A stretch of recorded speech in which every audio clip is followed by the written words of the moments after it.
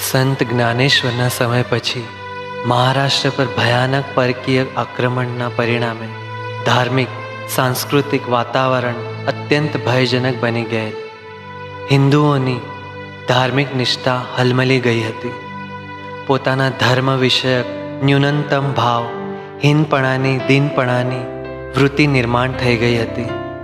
એવા સમયના ગાળામાં ભાનુદાસે વિઠ્ઠલ ભક્તિની વિજય પતાકા ફેલાવી રાખેલી. નાથ પંથના અનુયાયી સંત ભાનુદાસે વિઠ્ઠલ ભક્તોના દર્શન માટે વિજયનગરના મહારાજ કૃષ્ણદેવના મહેલની શ્રી વિઠ્ઠલ મૂર્તિ મહારાષ્ટ્રમાં લાવવાનું મહાન કાર્ય કર્યું છે. સંત ભાનુદાસનો જન્મ ઈસવીસન 1448માં દેવસ્થાન ઋગ્વેદી બ્રાહ્મણ કુળમાં થયો હતો. સંત એકનાથના તેઓ પરદાદા હતા. જીવનના નિર્વાહ માટે તેઓ કાપડનો ધંધો કરતા હતા. એમાંથી પણ સમય કાઢીને તેઓ પંઢરપુરની વારી જાત્રા નિયમિત કરતા. તેમના મુખ પર સદા વિઠ્ઠોબાનું નામ રહેતું. તે કહેતા, આમુચી એક કુલી પંઢરીचा नेम, મુખી સદા નામ વિઠ્ઠોબાचे. એટલે કે વિઠ્ઠલની ભક્તિ તેમના માટે કુલ પરંપરાગત હતી. સંત ભાનુદાસ વિશે એક પ્રસિદ્ધ ઐતિહાસિક ઘટના છે, જેનાથી એમના વિઠ્ઠલ પ્રતિના પ્રખર પ્રેમ પ્રદર્શિત થાય છે.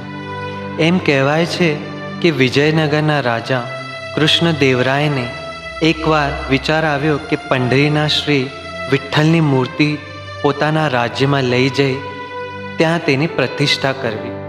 એમણે એ પ્રમાણે જ કર્યું. અષાઢી નજીક આવતા પંઢરીમાં પંઢરપુરમાં વારકરીઓએ વિઠ્ઠલના દર્શન માટે એકત્ર થવા લાગ્યા.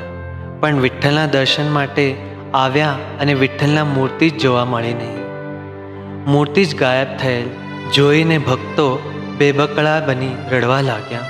વ્યાકુળ વિહવળ થયેલા એ સર્વને આશ્વાસન આપતા ભાનુદાસે કહ્યું કે તે વિઠ્ઠલને પાછા લઈ આવશે. સૌને આમ શાંતિ પાડી સાંત્વના આપી ભાનુદાસ ત્યાંથી નીકળ્યા. કેટલાક દિવસ પછી મધ્યરાત્રિએ વિઠ્ઠલને સામે જઈ પહોંચ્યા અને કહેવા લાગ્યા, મારી સાથે ચાલ દેવા, તારા સર્વ ભક્તો તારી રાહ જોઈ રહ્યા છે. વિઠ્ઠલે પોતાના ગળાની તુલસીની કંઠમાળા નવરત્નનો હાર સાથે ભાનુદાસના ગળામાં પહેરાવેલો અને થોડીવાર રાહ જોવાને સલાહ આપી. થોડીવાર પછી ભાનુદાસ મંદિરમાંથી બહાર નીકળી ગયા. વહેલી પરોઢે કાકડ આરતી વેળાએ જ્યારે પૂજારી ત્યાં પહોંચ્યા ત્યારે તેમને ધ્યાન આવ્યું કે ભગવાનના ગળામાં હાર ગાયબ હતો. તરત જ આ ખબર રાજાને પહોંચાડવામાં આવી અને રાજાએ આદેશ આપ્યો કે ચોરને ત્વરિત પકડીને તાત્કાલિક સૂળી પર ચડાવવામાં આવે.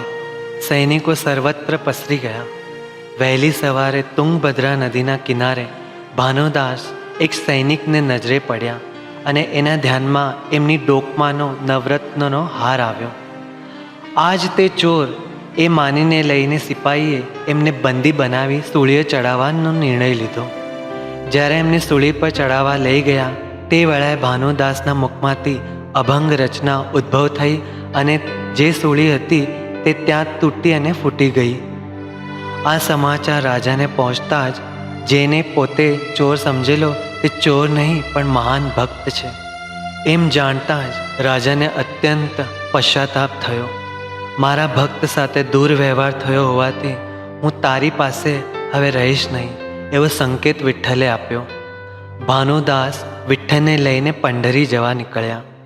પંઢરી નજીક આવતા જ આનંદિત થઈ ગયેલા વારકરીઓએ વિઠ્ઠલને રથમાં વિરાજમાન કરી વરઘોડા યાત્રા કાઢી. એ દિવસ હતો કાર્તિક સુદ એકાદશી અને ત્યારથી કાર્તિકી એકાદશીને રથ ઉત્સવ સાથે યોજવામાં આવે છે. હજુ પણ ચાલે છે, મનાય છે. અર્થાત શ્રી ભાનુદાસની ભક્તિનું અંશતઃ ઋણ અદા કરવા વિઠ્ઠલે એમના વંશમાં ગોદાવરીના કિનારે વસેલા પૈઠણના ક્ષેત્રમાં સંત એકનાથ મહારાજના રૂપમાં જન્મ લીધો, અવતાર ધાર્યો. બોધ સંકટ વેળાએ ઈશ્વરની સ્મરણથી મનુષ્યને ધૈર્ય પ્રાપ્તિ થાય છે.